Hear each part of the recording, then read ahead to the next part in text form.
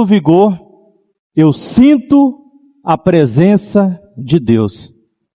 E a presença de Deus é a maior prova de que aquele ambiente está sendo aprovado por Ele.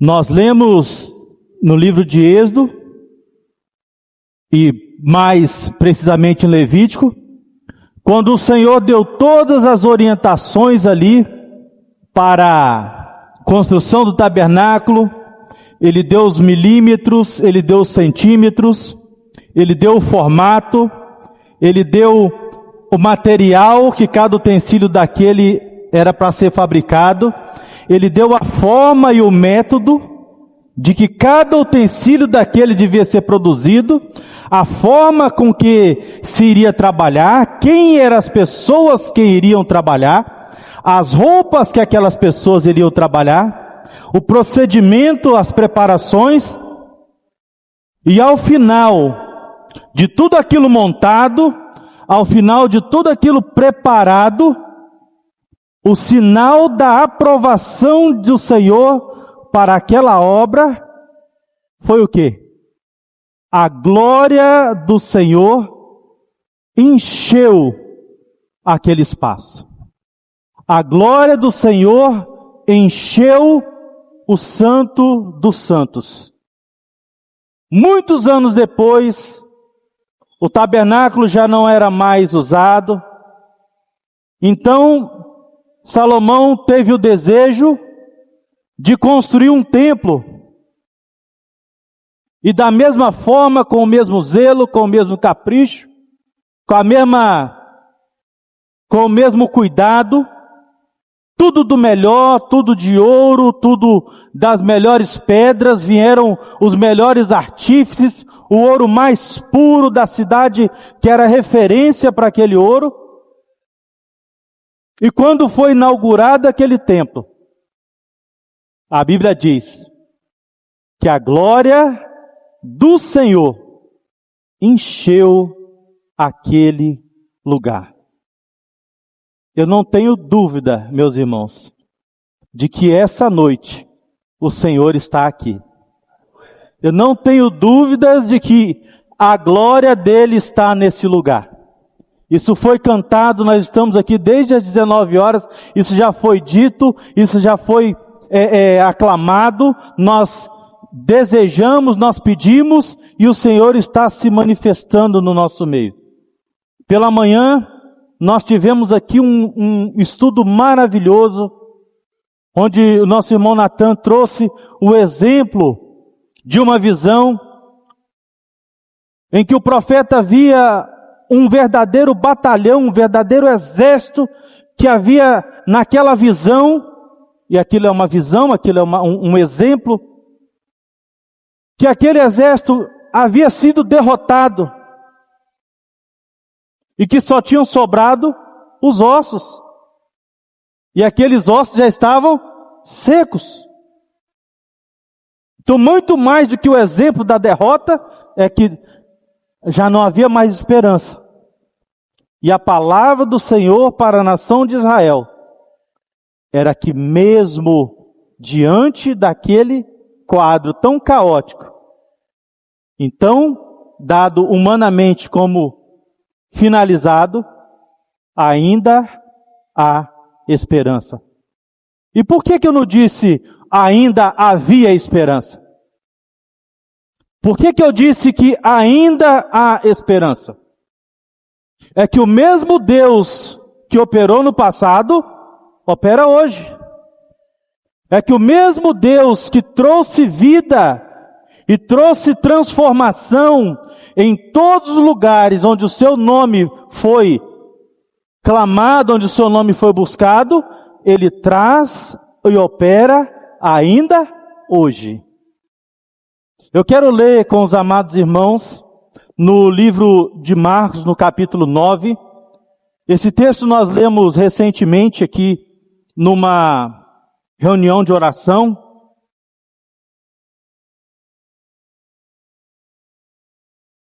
E essa semana nós fomos agraciados Hoje pela manhã, nosso irmão Loci nos passou essa incumbência de estar trazendo a mensagem hoje.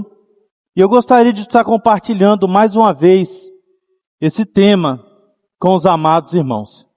Evangelho de Marcos, no capítulo 9, e a partir do verso de número 2, nós temos a seguinte leitura. Eu vou ler na versão revista e corrigida. Diz assim: 6 dias depois, Jesus tomou consigo a Pedro, a Tiago e a João e os levou sós, em particular, a um alto monte. E transfigurou-se diante deles, e as suas vestes tornaram-se resplandecentes, em extremas, brancas como a neve, tais como nenhum lavandeiro sobre a terra as poderia branquear. E apareceram-lhes Elias e Moisés, e falavam com Jesus. E Pedro, tomando a palavra, disse a Jesus: Mestre, bom estarmos aqui. Façamos 3 cabanas, uma para ti, outra para Moisés e outra para Elias. Pois não sabia o que dizia, porque estavam assombrados. E desceu uma nuvem que os cobriu com a sua sombra. E saiu da nuvem uma voz que dizia: Este é o meu filho amado, a ele ouvi. E tendo olhado ao redor, a ninguém mais viram, senão a Jesus com eles. Que Deus o Senhor, por sua infinita bondade e graça, abençoe nos nossos corações a leitura de sua palavra. Amém? Queridos, eu tenho o privilégio de circular na Grande Vitória, agora em Guarapari, e eu tenho visto uma retomada de muitas construções. E uma coisa que eu passei a observar nas construções é que assim que se inicia a execução daquele projeto, uma das primeiras atitudes, uma das primeiras iniciativas da construtora é cercar. Agora se usa muito mais material de metal, então usa-se aquelas telhas galvanizadas e cercam toda aquela área para isolar aquele espaço. E daqui a pouco nós vemos as máquinas derrubando o que tem de derrubar, capinando o que tem de capinar. E o que se vê a partir dali é muito pouca coisa, porque aqueles tapumes estão ali exatamente para proteger, não só da entrada das pessoas, mas que para proteger um pouco da visão das pessoas daquilo que está sendo executado ali dentro. E o que nós não vimos, e o que nós não conseguimos enxergar, é que está sendo executada ali dentro a parte mais importante daquela obra, que é, irmão Tiago, a fundação. Ali entra a máquina, ali entra equipamentos. Lá no bairro onde nós moramos, usa-se muito uma ferramenta de bate-estacas, para que entre uma estaca, agora usa-se mais vigas de ferro, mas antigamente usavam-se trilhos, e eu vi construções lá que usaram metros e mais metros de trilho, e aquilo vai aprofundando, até bater numa parte mais firme, numa rocha que dá resistência, e quando a gente percebe que daqui a pouco já bate, já não desce mais, e ali é feito um corte naquele material, e é colocada a partir dali, em cima exatamente daquela estaca, uma fundação. E essa fundação, depois que a obra está pronta, depois que o prédio já está sendo envidraçado, depois que já estão se colocando as fachadas, não é mais possível se ver essa fundação. Essa fundação ela está embaixo da terra. Essa fundação ela está encoberta por um gramado, ela está ali embaixo daquela construção. Mas ela é a parte mais importante dessa obra. Se vai ter um espelhamento de vidraça ou não, é o arquiteto que decide. Se vai ter uma ponta lá em cima para colocar uma antena de TV, é a equipe técnica que decide. Mas um lugar que não se abre mão de segurança, de atenção, é na fundação daquele edifício. E o Senhor Jesus, nessa ocasião, Ele está fazendo questão de chamar os seus discípulos, aqueles que são mais próximos, aqueles que são mais íntimos, aqueles que estavam mais interessados ali nos seus ensinos, e Ele fez questão de plantar nos seus corações um alicerce seguro, um alicerce firme, um alicerce que iria embasar tudo que havia de ser construído naquilo que nós conhecemos como cristianismo dali para frente. Ali estava sendo plantada a base da nossa fé cristã. E por que estava sendo plantado nisso? Porque muito além de chamar os seus discípulos para uma conversa em particular, muito além do que chamar os seus discípulos para um sermão, ou para aquilo que nós conhecemos hoje aqui, que os irmãos fazem, um café com os pastores, Ele não disse nada. Não há registro de nenhuma palavra do Senhor Jesus. Não há registro de nenhuma frase do Senhor Jesus. Ele simplesmente se transfigurou. Quando eu falo de simplesmente, é porque não tem nada de simples nisso, mas Ele se transfigurou diante dos seus discípulos.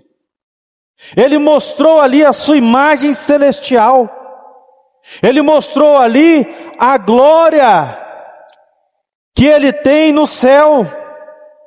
Ele mostrou ali aquilo que é o que se almeja desde quando se construiu aquele tabernáculo que nós falamos há pouco.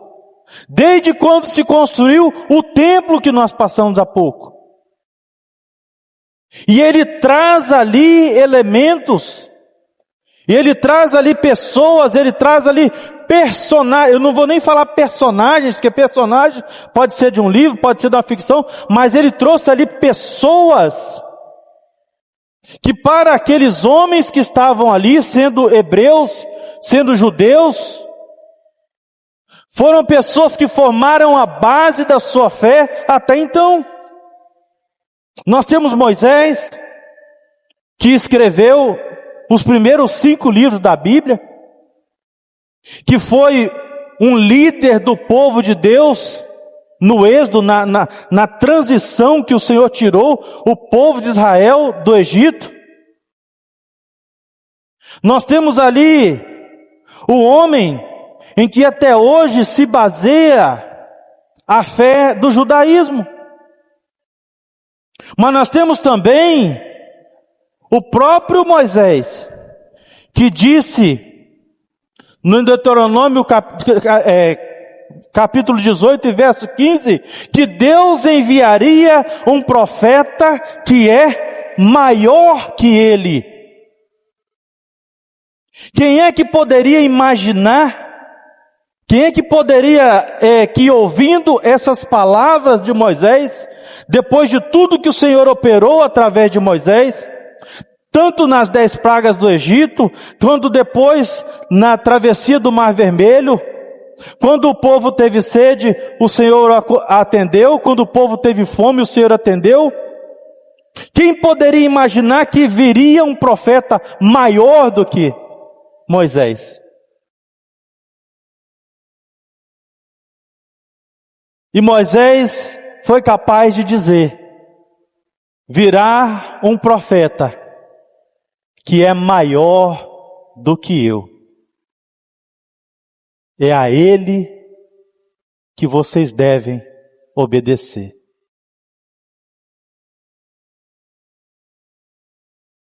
Moisés, durante toda a sua trajetória, viveu as dores e as alegrias de um líder. Quem lidera aqui sabe o que é isso. As alegrias de ver bons resultados e as amarguras de colher maus resultados. As alegrias de ver um povo unido, coeso ali, vamos embora, vamos para frente, vamos servir ao Senhor. E a tristeza de ver um povo que depois de ter experimentado ser tirado do Egito com a mão forte do Senhor, construiu um bezerro de ouro, porque ele estava demorando demais a receber as orientações do Senhor. E Moisés agora, ele aparece aqui no Novo Testamento, no capítulo 9 do Evangelho de Marcos, como uma testemunha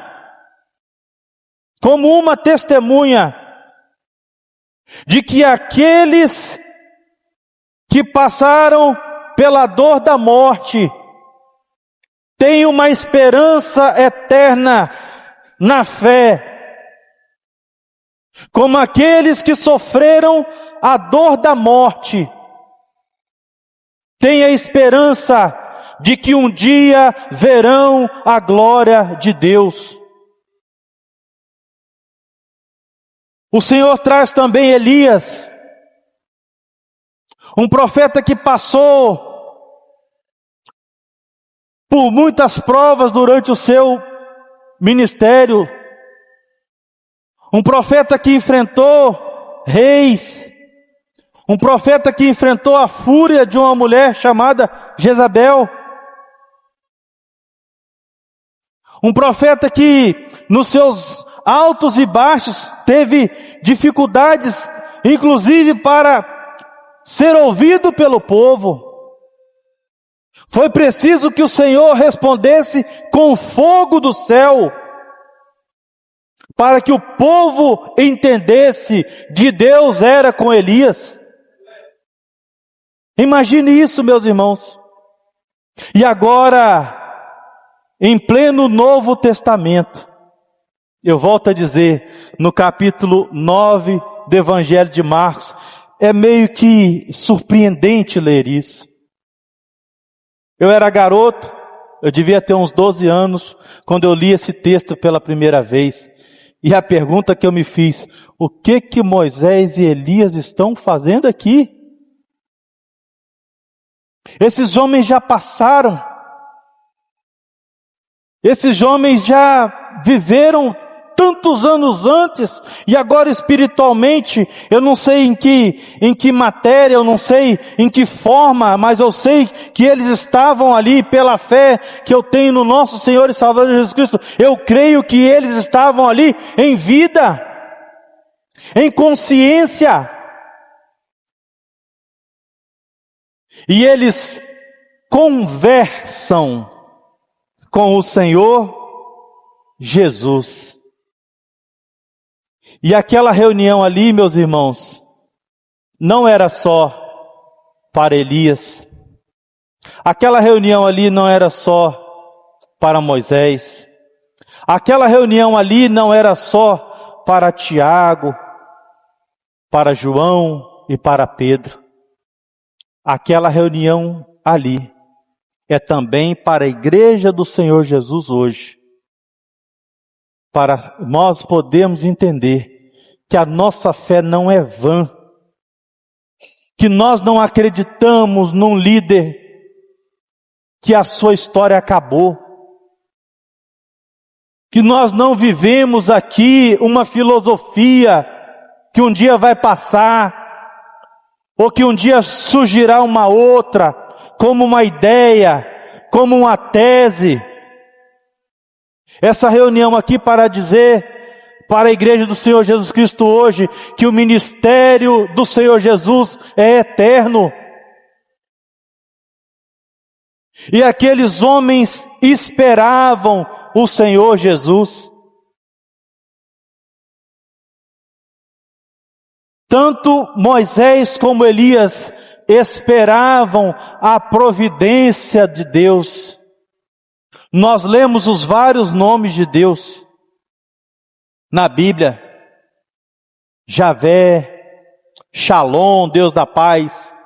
Chamar, o Deus que se faz presente. Jeová Jireh, o Deus de toda a provisão. Mas quando o anjo anuncia, quando o profeta Isaías anuncia o nome do Senhor Jesus, qual é o nome dele? Qual? Emanuel. E Emanuel quer dizer o quê? Deus conosco. Deus, o Deus que está aqui comigo, o Deus que está aqui presente. E a impressão que eu tenho, e eu guardo isso no meu coração, e eu compartilho isso com os irmãos nessa noite, é que essa reunião aqui, ela não só serviu para reforçar a fé daqueles homens, mas para que Moisés e Elias entendessem, é nisso que nós cremos, valeu a pena viver uma vida de fé e esperança em Deus. Aqui está o presente de Deus para a humanidade. Aqui está a materialidade, como disse no próprio Evangelho de João, no capítulo 1. No princípio era o Verbo era Deus, o Verbo estava com Deus, e o Verbo se fez carne e fez o quê? Morou lá no céu? Ele habitou entre nós, e somente quem esteve lá, como o discípulo João, o evangelista João, pôde dizer, e nós vimos a sua glória, como a glória do unigênito, o Filho de Deus.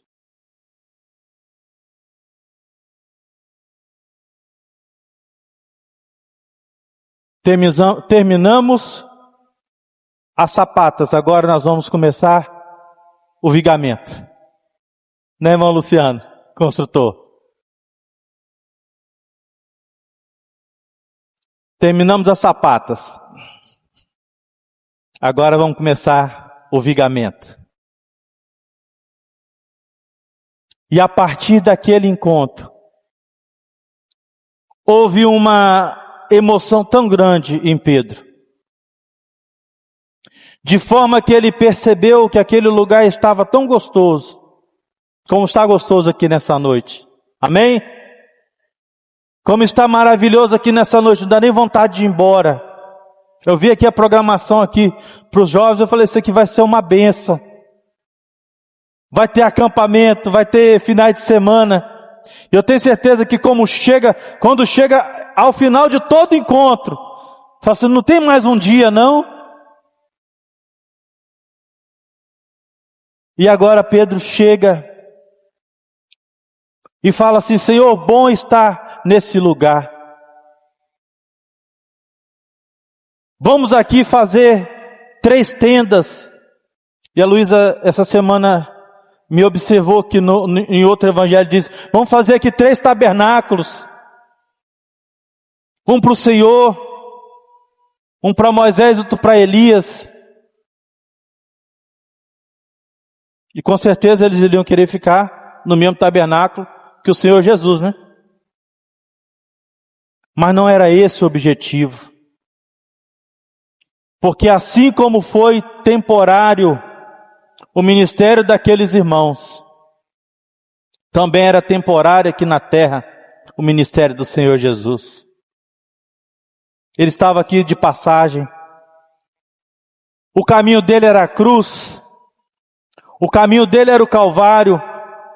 O caminho dele era o sofrimento. O caminho dele era a oferta. O caminho dele era a expiação. O caminho dele era o ato remidor na cruz do Calvário para perdão dos nossos pecados. Por que que o Senhor não permitiu se encontrar o corpo de Moisés? E no livro de Judas, o próprio anjo Miguel questiona o diabo sobre isso.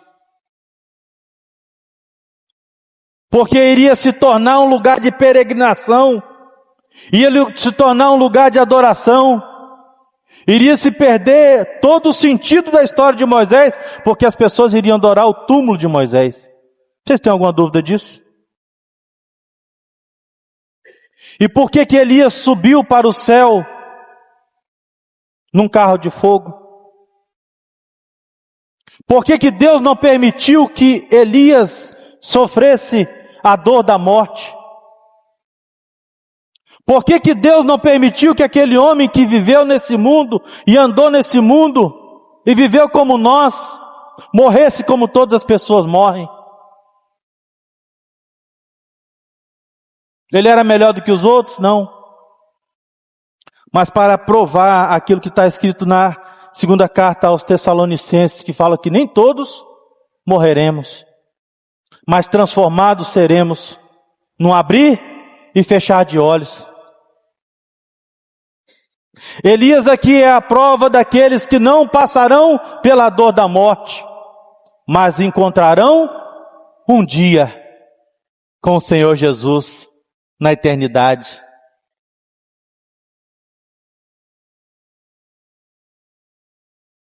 E agora, esses discípulos, de uma forma tão sublime, de forma que o Evangelho de Marcos só encontrou uma maneira de descrever a glória que estava naquele lugar, de tão branco que estavam as suas roupas, de tão alvas que estavam as suas vestes, que ele falou que nem os melhores lavandeiros da terra poderiam lavar uma roupa. Viu, irmãdinha, essa camisa branca sua, nem todo capricho, nem todo Vanish, nem todo cloro que se usasse, por mais caprichoso que seja, poderia comparar. E aí nós lemos na carta aos Hebreus que as aflições desse tempo presente, é isso?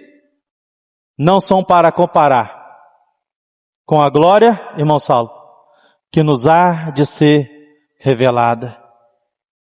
O Senhor Jesus, 6 dias antes, havia passado uma matéria muito difícil para os seus discípulos.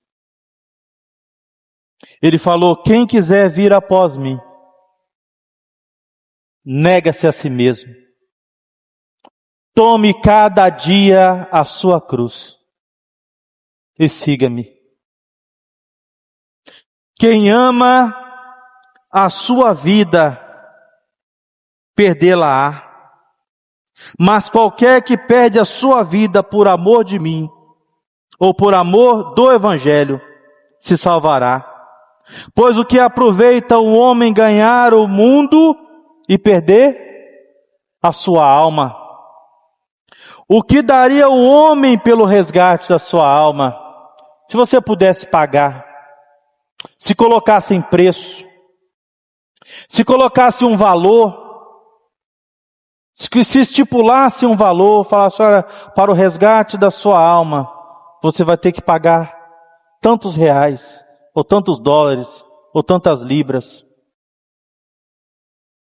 Sexta-feira nós estávamos lendo a Bíblia lá em casa, e terminando a leitura, terminamos o livro de Tiago, junto com a lição da escola dominical. Luísa me perguntou bem assim, qual é o livro que você mais gosta na Bíblia? Falei, da Bíblia toda? Ela falou, da Bíblia toda. Eu falei, eu gosto mais da carta aos Hebreus. Ela falou assim, quem escreveu a carta aos Hebreus? Eu falei, eu não sei. Tá, mas por que você gosta tanto da carta aos Hebreus? Eu falei assim, eu gosto da carta aos Hebreus porque nós lemos recentemente o livro de Gênesis, Êxodo e Deuteronômio e Levítico. E na lei dizia que uma vez por ano eu deveria oferecer um sacrifício pelos meus pecados. Só que por essa lei aqui eu não sou alcançado, porque eu não sou judeu.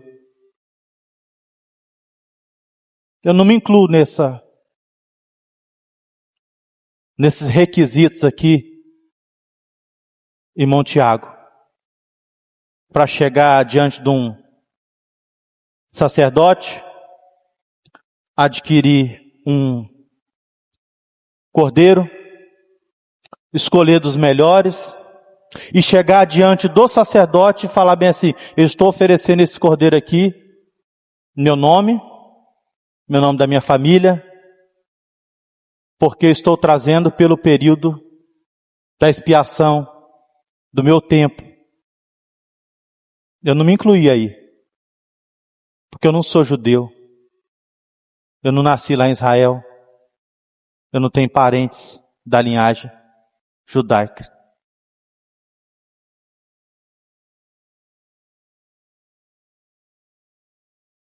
A lei não nos alcançava, meus irmãos.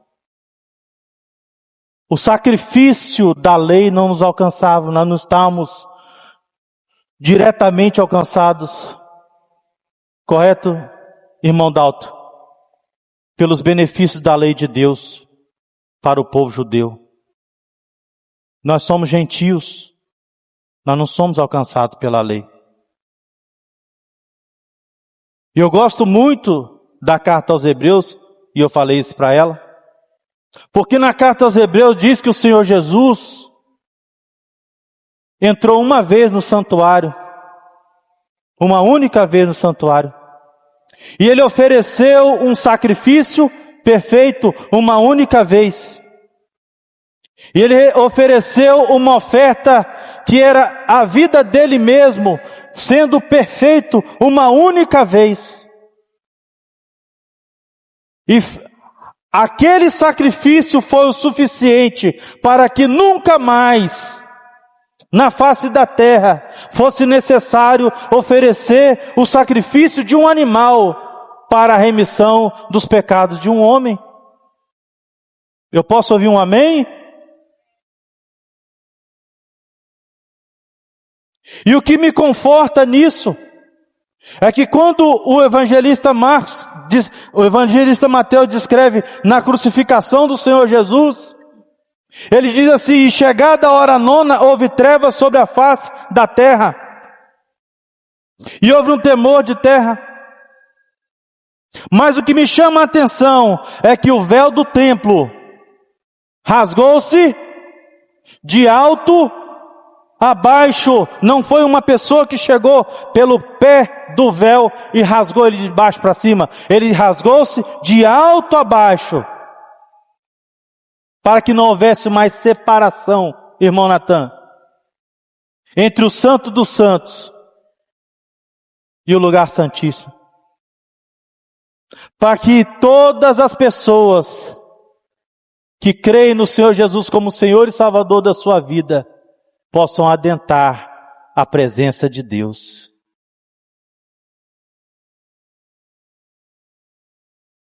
E agora, nós vamos começar a construir as paredes dessa construção.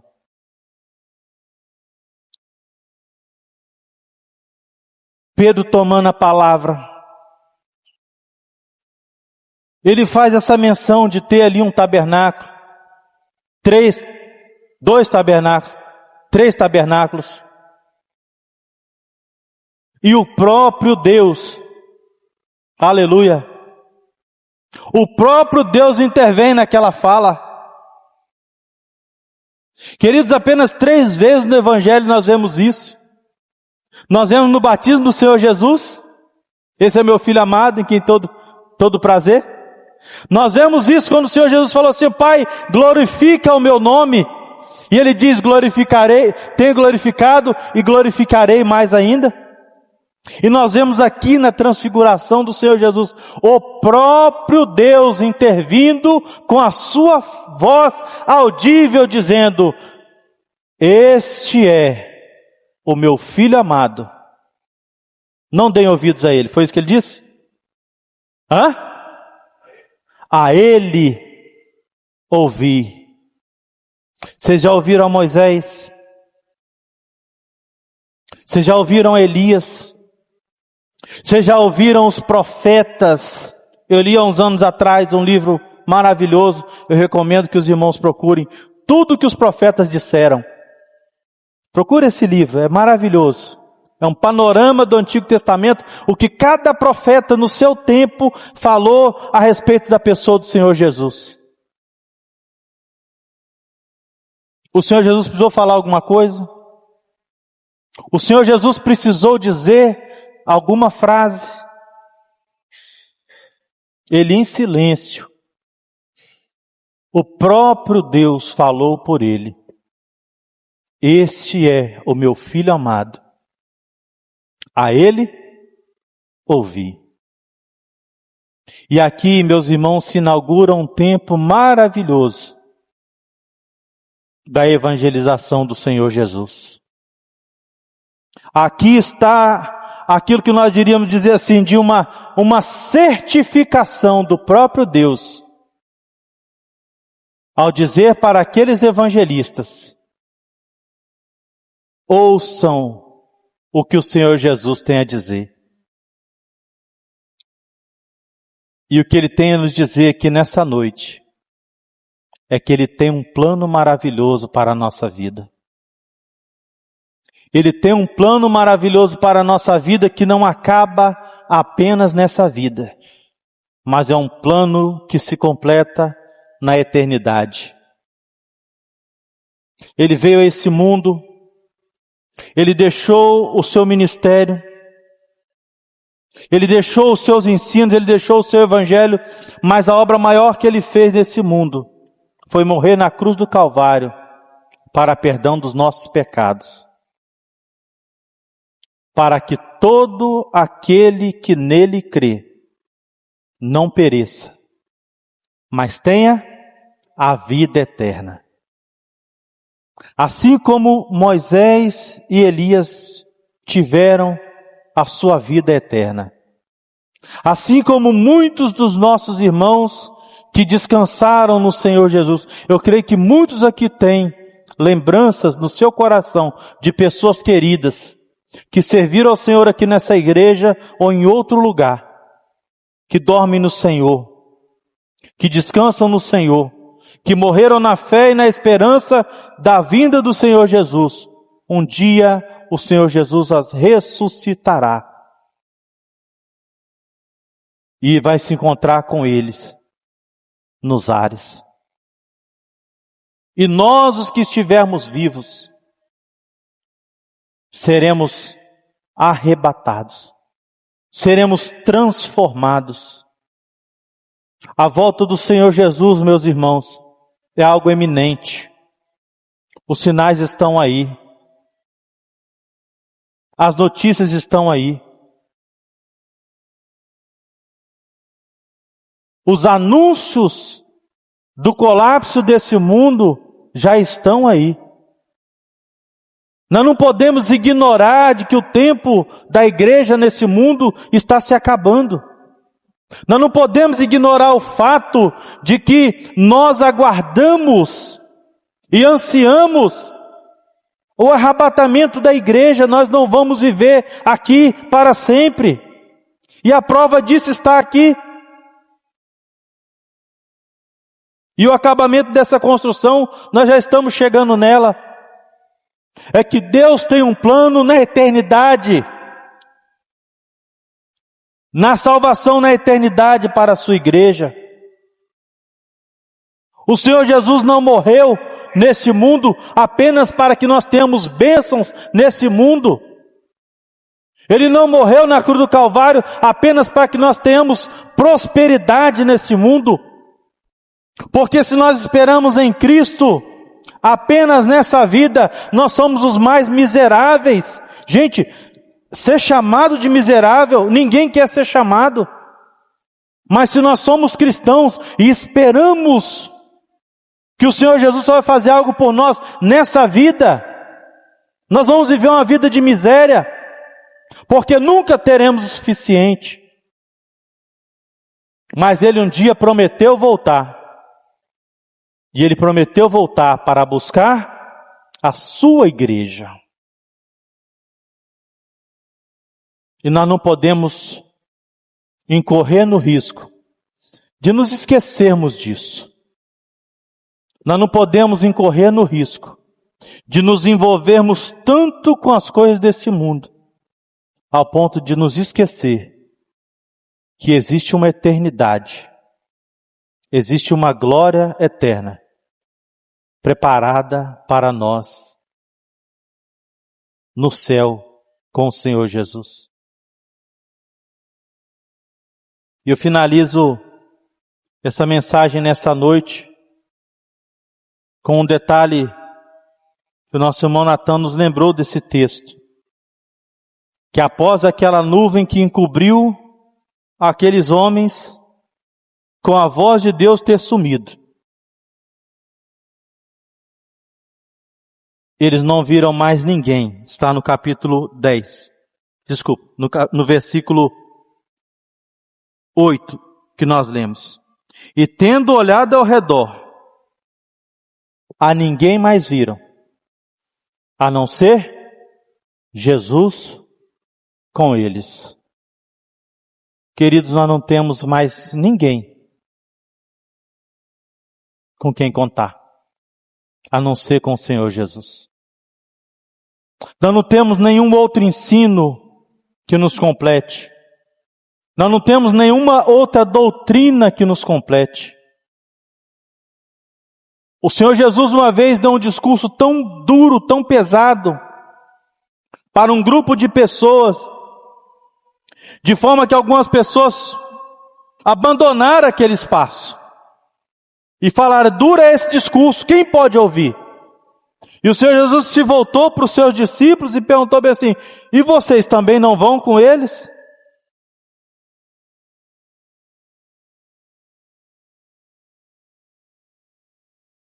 E a resposta que ele ouviu foi: Senhor, para quem nós iremos? Só Tu tens palavra de vida eterna.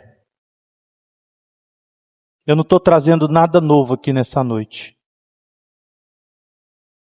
A liderança, os pastores estão aqui, podem me confirmar o que eu estou dizendo. Não estou trazendo nada novo nessa noite para a igreja. Estou trazendo o Evangelho, e o Evangelho na sua simplicidade. O Evangelho tão simples, ao ponto de ser alcançado pelo coração de uma criança.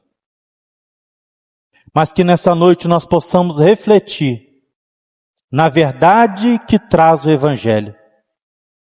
De que nós somos limitados nesse mundo, mas somos eternos no outro mundo. Que seja para a salvação eterna, ou que seja para a perdição eterna.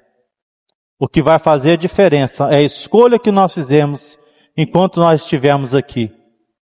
E a escolha que faz a diferença para a salvação eterna é aceitar o Senhor Jesus como Senhor e Salvador da sua vida. E você pode fazer isso nessa noite.